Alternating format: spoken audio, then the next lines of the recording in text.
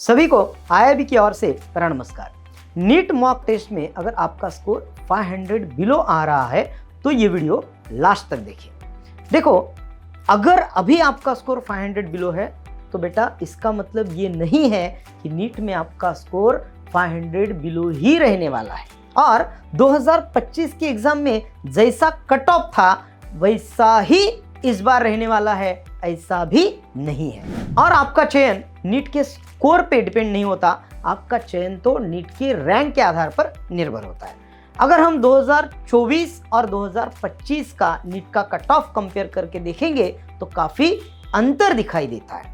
तो मार्क्स के आधार पर आपकी चिंता व्यर्थ है और यह भी समझ लो, आपके चिंता करने से मार्क नहीं बढ़ेंगे। बस शांत रहो, आपने 2 साल कड़ी मेहनत की है। टीम आईआईबी ने हमेशा आपकी मेहनत को सराहा है। टीम ने कड़ी मेहनत से आपको एक जंग के लिए तैयार किया है, आपसे हर एक प्रकार के क्वेश्चन को करवाया है। आप जहां पर गलती कर सकते हो उस टॉपिक और सब टॉपिक पर बेहतर से बेहतर सवाल एग्जाम के माध्यम से हर टीचर ने आपसे करवाए हैं, ताकि आप अभी गलती करो लेकिन एग्जाम में आपकी कोई गलती ना हो। और ये एक शिक्षा की पद्धति है और यही आईआईबी की विशेषता है। आप निश्चिंत रहे, व्यर्थ चिंता ना करें, बस अपने पढ़ाई पर ध्यान दें। बायोलॉजी के लिए एनसीईआरटी यहां से 1 या 2 बार रिवाइज करें। अभी जो आपके राउंड्स हो रहे हैं उनमें अगर कोई क्वेश्चन गलत होता है तो सिर्फ आंसर देखकर आगे ना जाए, कंसेप्ट को प्रॉपर तरीके से समझे, ताकि अगली बार उसी कंसेप्ट पर कितना भी मुश्किल सवाल सामने आता है तो हम उसे 100% सॉल्व कर सकें। किसी स्टूडेंट्स या पेरेंट्स को भी ये लग सकता है कि हम तो जोर लगा रहे हैं लेकिन मार्क्स क्यों नहीं बढ़ रहे, मार्क्स अच्छे रहे लेकिन बढ़ क्यों नहीं रहे। देखिए, आईआईबी टेस्ट सीरीज एक्सपर्ट्स द्वारा बनाई जाती है और ये एक स्ट्रैटेजिक पेपर होते हैं। क्वेश्चन पेपर को इस प्रकार से सेट किया जाता है कि हर प्रकार से हम तैयार रहे, क्योंकि नीट ने बहुत बार चौंकाया है लेकिन आईआईबी के विद्यार्थी हमेशा बेस्ट देते आए हैं और ये आईआईबी ने हमेशा प्रूव किया है। पेपर का लेवल कैसा होगा ये कोई प्रेडिक्ट नहीं कर सकता और हमें किसी भी प्रकार के सरप्राइज के लिए हमेशा तैयार रहना होगा। मॉक टेस्ट में अपनी स्पीड और एक्यूरेसी पर आप सभी लोगों को ध्यान देना है।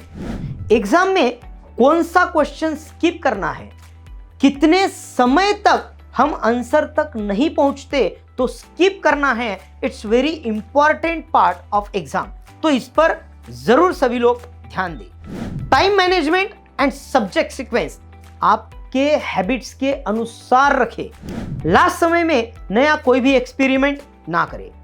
आज तक हमने जो गलतियां की है उसकी लिस्ट बनाएं और अगले किसी भी मॉक टेस्ट में हमसे वो गलती ना हो, ये आप कॉन्शियसली प्रयास करें, तब जाके आपकी वो हैबिट बनेगी और फाइनल एग्जाम में आपसे कोई भी सिली मिस्टेक नहीं होगी या कोई भी गलती आपसे नहीं होगी। इसी के साथ बेटा एग्जाम के पहले अपने फिजिकल एंड मेंटल हेल्थ का ध्यान जरूर रखें। और सबसे इंपॉर्टेंट बात आपको याद रखनी है, हम 2 साल कड़ी मेहनत करते हैं लेकिन एग्जाम हॉल के 3 घंटे आपका रिजल्ट तय करने वाले हैं। सिंपल सा हेडेक, एसिडिटी, स्नीजिंग भी नुकसान कर सकती है।